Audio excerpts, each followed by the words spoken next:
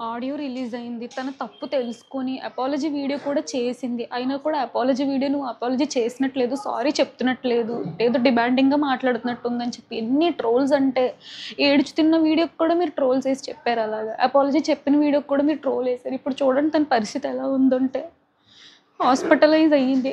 హాస్పిటల్‌లో బ్రీతింగ్ అందక ఐసీయూలో ఉంది. ఆక్సిజన్ పెట్టారు. అసలు ఇటువంటి ఘోరమైన స్థితి ఎవ్వరికీ రాకూడదు. తను చేసింది తప్పే అండి. నేను కాదనట్లేదు, ముమ్మాటికి తప్పే. కానీ తను చేసిన తప్పుకి రియలైజ్ అయ్యి సారీ అడిగింది కదా! యాక్సెప్ట్ చేయొచ్చు కదా! పెద్ద వీడియో చేసే స్థితిలో లేదు తను ఆ రోజు. అయినా కానీ సారీ అడిగి వీడియో చేసింది.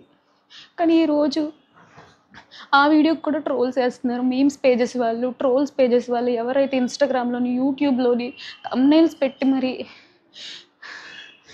చెప్పలేనండి. మొన్నే మా ఇంట్లో మా డ్యాడీ చనిపోయారు. 3 నెలలు కూడా అవ్వలేదు ఆయన చనిపోయి.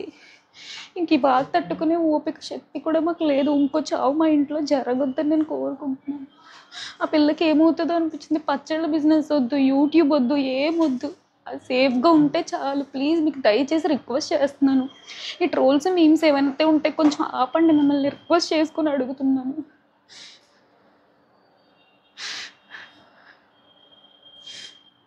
ఇటువంటి సిచ్యువేషన్‌లో కూడా ఒక 4 రోజుల నుంచి కంటిన్యూస్‌గా ట్రోల్స్ ఏస్తున్నారు. పెట్టిన రోజు మీరు రియాక్ట్ అవ్వలేదని అన్నారు. పెట్టిన రోజు నుంచి ఆ పిల్ల టెన్షన్‌లో ఉంది. ఏం జరుగుతుంది, ఏంటి అని కూడా అర్థం చేసుకోలేని స్థితిలో ఉంది. నెక్స్ట్ డే నేనొచ్చి వీడియో పెట్టాను. ఇలా ఇలా జరిగింది. ఆ మెసేజ్ ఎందుకొచ్చిందో నాకు తెలీదు. నేను మా ఇంట్లో లేను అని నేను చెప్పాను. దానికి కూడా ఫుల్ ట్రోల్ ఏసుకున్నారు. మీరు బయట కనిపిస్తే అది చేస్తాము, ఇది చేస్తామని చెప్పి ఇన్నిన్ని మాటలు అన్నారు. తర్వాత ఆ ట్రోల్స్ అన్నీ చూసి తను తట్టుకోలేక బ్రీతింగ్ ఇష్యూ వచ్చిందని హాస్పిటల్‌కి తీసుకెళ్తే ఆళ్ళ బీపీ అదంతా కామ్ చేసి టాబ్లెట్లు ఇచ్చి మళ్ళీ ఇంటికి పంపించారు. ఇంటికి పంపించిన తర్వాత మా చిన్న చెల్లి వీడియో చేసి పెట్టింది. అది కూడా ట్రోల్ ఏసి మాట్లాడారు. ఇదంతా ఎందుకొచ్చింది అని చెప్పేసి. అపాలజీ వీడియో అయితే మేము చేయించాము. అపాలజీ వీడియో 30 సెకండ్స్ పెట్టింది ఒక షార్ట్ లాగా. అది అపాలజీ చేసినట్టే లేదు. మీరు పెద్ద ఫార్మాట్‌లో వీడియో చేయలేదు. అపాలజీ చేస్తే సరిపోతదా అని అంటున్నారు. ఇంకేం చేయమంటారండి పోనీ చెప్పండి. ఇంక చావు తప్ప ఇంక మాకు ఇంక దిక్కయితే లేదు. తన సిచ్యువేషన్ ఎలా ఉందంటే ఆల్రెడీ మెంటల్‌గా చాలా అనుభవించుతుంది. ఊపిరి అందక ఇప్పుడు ఈరోజు బెడ్ మీద ఆక్సిజన్ తీసుకునే పరిస్థితుల్లో ఉంది. ప్లీజ్ అండి దయచేసి ఈ ట్రోల్స్, మీమ్స్ ఏవేవైతున్నాయో ఇక నుంచి ఆపేస్తారని నేను కోరుకుంటున్నాను. ఈ పికిల్స్ బిజినెస్ వద్దు, యూట్యూబ్ వద్దు, ఏమొద్దు. మనశ్శాంతి ఉంటే చాలండి. ప్రతి ఒక్కరు రోజుకి 2 వీడియోలు చొప్పున చేస్తున్నారు. ఇది అసలు పద్ధతి కాదు. ఎవరైతే యూట్యూబ్ ఛానల్స్ వాళ్ళు ఉన్నారో, ఎవరైతే మీమ్స్ పేజెస్ ఉన్నారో వాళ్ళంతా ఫోటోస్ వాడుకొని మరీ చేస్తున్నారు.